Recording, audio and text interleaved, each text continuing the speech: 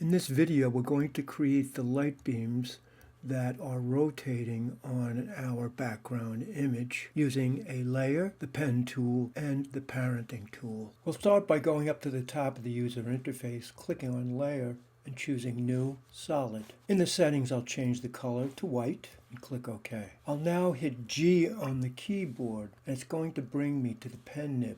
I'll draw a long isosceles triangle by clicking and letting go, dropping the points I need. And then I'm going to go back to the pen tool. I'll click on the tool and choose the Convert Vertex tool. Now I'll click and drag on the vertexes at the base of the triangle to round it off a little bit.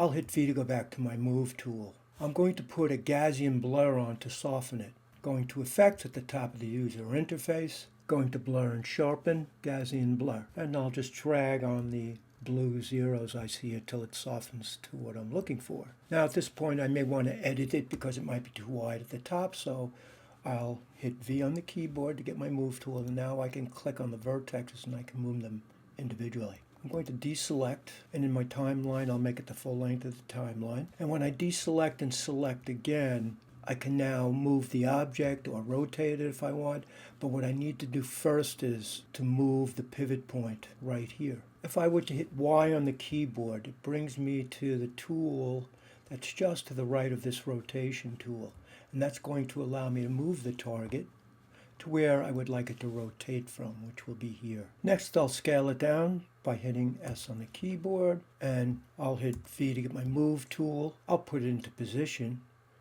And now I'm going to hit W to get the rotation tool. Rotation tool is located here. I'm going to rotate this one to this position, and then I'm going to duplicate the layer by hitting Command D, and I'll hit V to move the duplicate. Then I'll hit W to get the rotation tool, and I'll rotate so they're crisscrossed. Now we're ready to keyframe the animation. I'll start by selecting one of them, and we're going to be using rotation, so I'll hit R on the keyboard.